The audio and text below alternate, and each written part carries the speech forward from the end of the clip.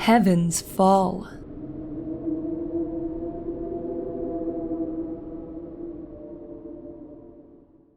The laughter stopped and silence shivered throughout the theme park. A crowd gathered around the scene, and the painted faces of smiling families were turned to horror as they stood and stared. Sirens echoed in the summer air, and ashen staff tried desperately to calm the public. At the time, the papers were calling it the worst disaster to have ever occurred on a theme park ride, and I dare not question the truth of that statement. For although 6 years have now passed since the day, no explanation has ever been uncovered for what caused 8 people to fall to their deaths. Instead, a series of strange legends have built themselves around the ride, and as such, the truth of whatever happened will likely never be properly known. The ride in question was Heaven's Fall, a monstrous drop tower piercing the sky above the World of Adventures theme park. Built upon dark religious imagery, the ride was said to resemble the fall of an angel cast out from heaven above. Riders were slowly lifted skyward, then, after an uncomfortable pause at the summit, were dropped back to the earth at the mercy of gravity. The ride was painted in a deep, glistening black and was adorned with sculptures of dying angels, their wings broken and their arms reaching forever up to heaven. The accident happened on the first and only time the ride was ever used. It was mid-morning, and yet the queue was already bursting with people, all waiting to try the newest attraction which dominated the skyline of the park. Before long, the gondola was filled with 8 nervous riders, and each pulled down on an overhead restraint that covered their shoulders to keep them in place. After this, Heaven's Fall clanked and whirred into action, slowly propelling the ill-omened riders hundreds of feet into the air. It is frightening to think of what happened next. As the gondola paused at its dizzying summit, the restraints, which covered the riders' shoulders, lifted upwards to their original positions. It was as if they had been mechanically unlocked and had returned to the previous overhead position that they should have returned to when the ride had completed. The riders screamed, grasping to pull the restraints back down, yet finding them firmly locked into place. The ride operator hammered at buttons, urgently trying to stop the ride as terrified witnesses ran from the queue. But nothing could be done.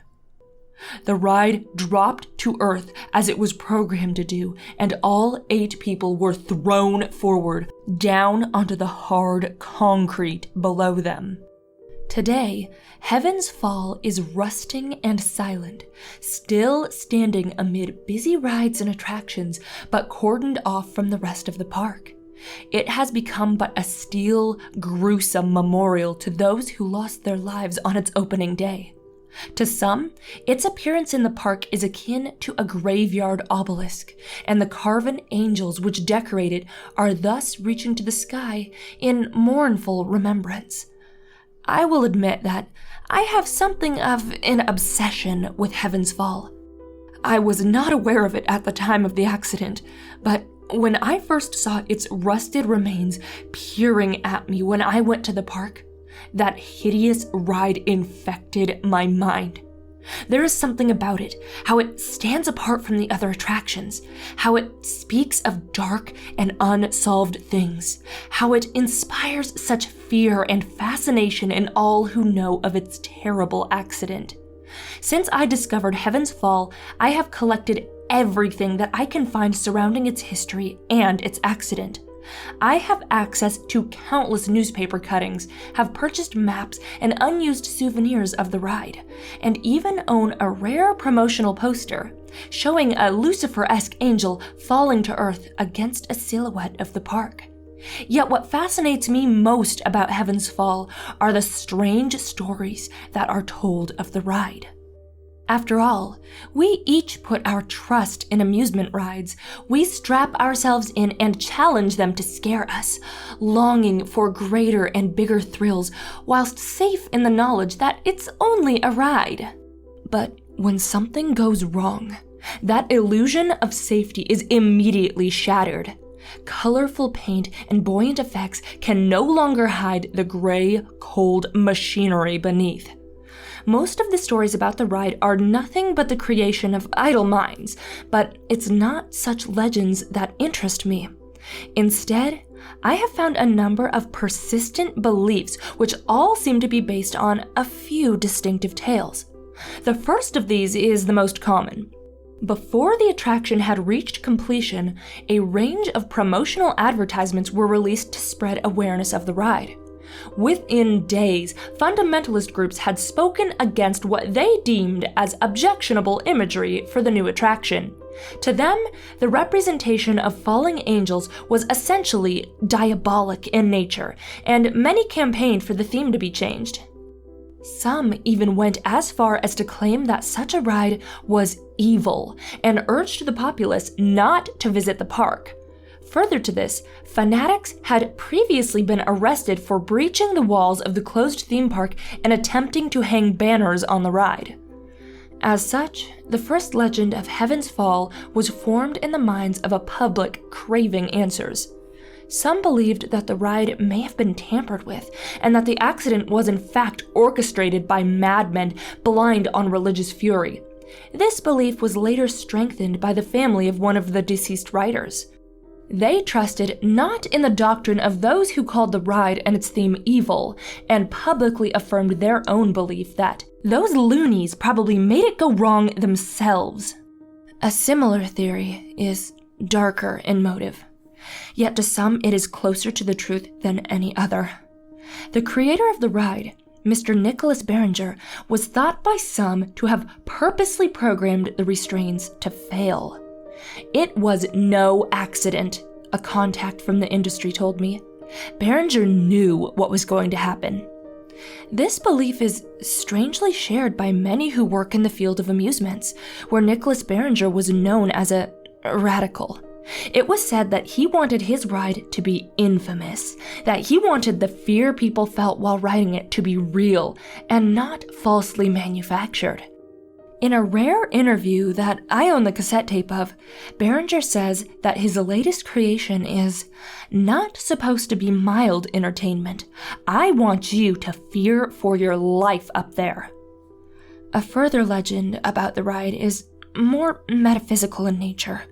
Ignoring Berenger and the possibility of willful tampering, some believe that Heaven's Fall truly was an unlucky attraction. Again, this was most likely born from the speeches of religious preaching about the ride, but also seemed to have existed before such fanatics even knew of its existence. Construction workers reported nausea, and some felt that they were being watched as they worked on building the new attraction. Furthermore, odd things were said to occur on the site. Tools would disappear, and workers were plagued by hideous dreams of such a nature they dared not speak of their content. On more than one occasion, the team found bolts they had firmly fastened to have come undone during the night, and at least one worker had to quit his job after seeing something he refused to speak of. In recent years, these stories gained ground since, again, after scheduled work was carried out on the ride, it has been 3 years since the accident, and the park has decided that suitable answers would not be reached for the cause of the deaths. Therefore, the ride was set to be reopened, but further malfunctions forced it to be abandoned. It is unknown exactly what these failures were, but it's thought that experts were left baffled after a series of technical aberrations rendered the ride unsafe to work on. When this information reached the public, earlier rumors of bizarre events led some to once more label the attraction as cursed. I dare not comment on such beliefs myself, but I will admit as to feeling something of grotesque iniquity about the ride. It is part of what first attracted me to it, how it watches over the rest of the park, a gloomful imprint against the open sky.